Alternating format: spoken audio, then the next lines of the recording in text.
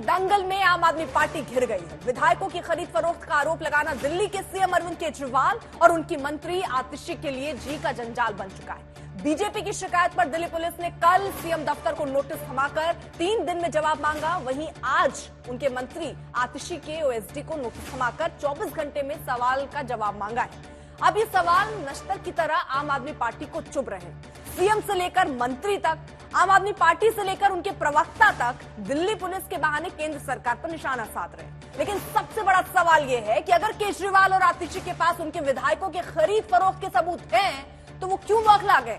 जन लोकपाल की आवाज बुलंद करके सत्ता में आई पार्टी आखिर आगे बढ़कर क्यों नहीं दिल्ली पुलिस की क्राइम ब्रांच को सबूत मुहैया करा देती? या फिर ये सिर्फ पूरी सियासत है जिसमें पत्थर फेंककर भागने का खेल चल रहा है? किसी की कोई जिम्मेदारी नहीं बनती, या यूं कहें कि जैसे कई मौके पर आरोप लगाने वाले केजरीवाल ने माफी मांग ली, वैसे ही इस बार भी वो माफी का रास्ता अख्तियार करेंगे।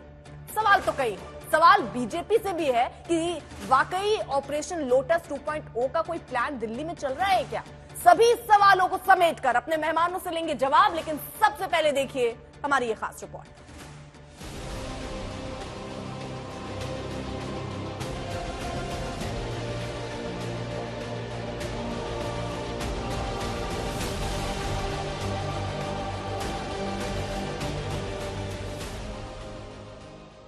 विधायकों की खरीद फरोख्त के साजिश के आरोप अब दिल्ली की सियासत के केंद्र में आ गया है। पहले केजरीवाल और फिर मंत्री आतिशी को क्राइम ब्रांच के नोटिस से यह मुद्दा गर्मा गया है। ईडी के समन को लेकर पहले ही बीजेपी और आम आदमी पार्टी में सियासी जंग चल रही है। अब क्राइम ब्रांच के सेक्शन से दोनों पार्टियों के बीच तनातनी बढ़ गई है। एक दिन पहले ही सीएम केजरीवाल को क्राइम ब्रांच ने नोटिस थमाया था और अगले दिन सुबह टीम आतिशी के घर पहुंच गई। आम आदमी पार्टी ने जो बीजेपी पर आरोप लगाया था कि बीजेपी दिल्ली सरकार के विधायकों को तोड़ने की कोशिश कर रही है और दिल्ली में ऑपरेशन लोटस चला रही है, उस मामले में अब क्राइम ब्रांच ने जांच शुरू कर दिया। उसी के तहत पहले अरविंद केजरीवाल को और आज आतिशी को बकायदा नोटिस क्राइम ब्रांच ने दिया है। सुबह 10 बजे के लगभग आतिशी के सरकारी बंगले पर क्राइम ब्रांच की टीम आई थी। आतिशी का इंतजार किया गया। तकरीबन 2.5 घंटे तक क्राइम ब्रांच ने आतिशी का इंतजार किया। उसके बाद जो आतिशी के स्टाफ है उनसे नोटिस रिसीव कराया। उसके अलावा अरविंद केजरीवाल को भी क्राइम ब्रांच ने नोटिस दिया है और 5 फरवरी तक जवाब मांगा। केजरीवाल को सौंपे नोटिस में क्राइम ब्रांच ने एमएलए की खरीद फरोख्त के आरोपों पर सबूत मांगे हैं। साथ ही ये भी पूछा है कि जिन 7 विधायकों को पैसे ऑफर किए उन विधायकों के नाम बताएं। क्राइम ब्रांच के नोटिस में कहा गया है कि इसके अलावा भी अगर केजरीवाल के पास ऑपरेशन लोटस का कोई सबूत है तो वो साझा करें। अरविंद केजरीवाल पहले ही क्राइम ब्रांच के नोटिस पर सवाल उठा चुके हैं। अब किसी भी सूरत में बीजेपी के सामने ना झुकने का दावा कर रहे हैं। ये जो मर्जी षड्यंत्र कर ले हमारे खिलाफ, कुछ नहीं होने वाला और मैं भी डटा हुआ हूं इनके खिलाफ। मैं भी नहीं झुकने वाला। ये कहते हैं बीजेपी में आ जाओ हम छोड़ देंगे। मैंने कहा बिल्कुल नहीं आऊंगा बीजेपी में, कतई नहीं आऊंगा बीजेपी में। क्यों आ जाए बीजेपी में? नहीं आते बीजेपी में। बीजेपी में चले जाओ तो सारे खून माफ सब। हमने कौन सा गलत काम किया? स्कूल ही तो बनवा रहे हैं, अस्पताल ही तो बनवा रहे हैं, सड़कें ही तो बनवा रहे हैं, पानी का इंतजाम कर रहे हैं, सीवर ही तो ठीक करा रहे हैं। कौन सा गलत काम किया? क्राइम ब्रांच के नोटिस को लेकर दिल्ली की सियासत में जबरदस्त तनातनी है और इस बीच आम आदमी पार्टी नोटिस को केजरीवाल के खिलाफ साजिश का हिस्सा बता रही है। मेरे घर आकर भी 2-3 घंटे की नौटंकी के बाद एक ये नोटिस देखे गए। अब ये नोटिस भी मजेदार है। ये नोटिस ना तो एफआईआर है, ना ये किसी प्रकार का समन्स है, ना इसमें आईपीसी की कोई धारा, ना इसमें सीआरपीसी की कोई धारा, ना इसमें पीएमएलए की कोई धारा, ना इसमें प्रिवेंशन ऑफ करप्शन एक्ट की कोई धारा। तो कुल मिला के क्राइम ब्रांच 48 घंटे की नौटंकी के बाद मुख्यमंत्री अरविंद केजरीवाल जी और मुझे एक एक चिट्ठी देके चला गया। मुख्यमंत्री अरविंद केजरीवाल जी के आवास पर आई थी और एक नोटिस देना चाह रही थी।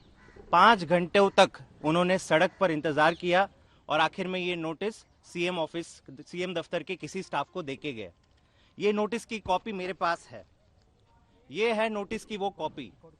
ना इसमें कोई एफआईआर का जिक्र है, ना तो ये समन्स है, ना ये कोई प्रिलिमिनरी इंक्वायरी है, ना इसमें कोई सीआरपीसी की धारा का मेंशन है, ना आईपीसी की धारा का मेंशन है।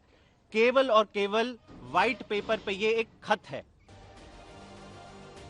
दरअसल बीते दिनों आम आदमी पार्टी ने आरोप लगाया था कि बीजेपी दिल्ली में सरकार गिराने की साजिश रच रही है और इसके लिए कई विधायकों को करोड़ों रुपए ऑफर किए गए।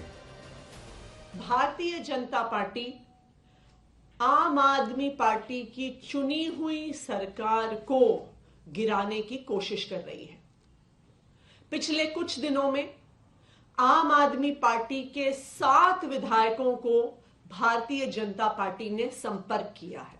भारतीय जनता पार्टी ने हमारे इन 7 विधायकों को 25-25 करोड़ रुपए का ऑफर दिया आम आदमी पार्टी छोड़कर भारतीय जनता पार्टी में आने के लिए। बीजेपी की शिकायत के बाद इन आरोपों की जांच कर रही दिल्ली पुलिस एक्शन में है और बीजेपी केजरीवाल पर हमलावर है। हम फिर बार बार कह रहे हैं, अरविंद केजरीवाल और आतिशी, इन दोनों ने जिस तरह से 3 दिन पहले दिल्ली की जनता को झूठ बोला है, उस झूठ का अंजाम इन्हें भुगतना पड़ेगा। इन्होंने दावे के साथ कहा कि भारतीय जनता पार्टी के लोग इनके साथ इनके संपर्क में हैं। तो हमने तो सीधा सा सवाल पूछा है कि आप बताइए कौन लोग संपर्क में हैं, या तो आप उनके नाम बताइए, नहीं तो जिन 7 विधायकों या 21 विधायकों की आपने बात की है उनके नाम उजागर कीजिए। और इसलिए हमने पुलिस को शिकायत कीजिए कि पूरे मामले की जांच की जाए। ये राजनीति को जिस स्तर पर ले जा रहे हैं अरविंद केजरीवाल, ये दिखाता है कि वो किस स्तर तक गिरे हुए हैं। ईडी के नोटिस की अनदेखी को बीजेपी पहले ही मुद्दा बना रही थी। अब ईडी केजरीवाल के खिलाफ कोर्ट पहुंच गई है। 7 फरवरी को ईडी की याचिका पर सुनवाई होगी। इस बीच क्राइम ब्रांच के कदम से दिल्ली की सियासी लड़ाई और बढ़ गई है। अरविंद ओझा और पंकज जैन के साथ हिमांशु मिश्रा, दिल्ली आज तक।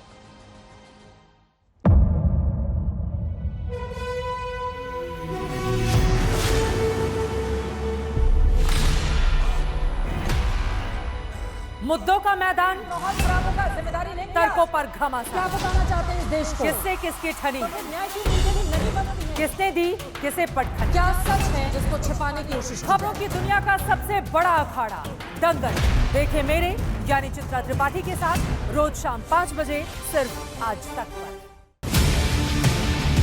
ना पक्ष ना विपक्ष,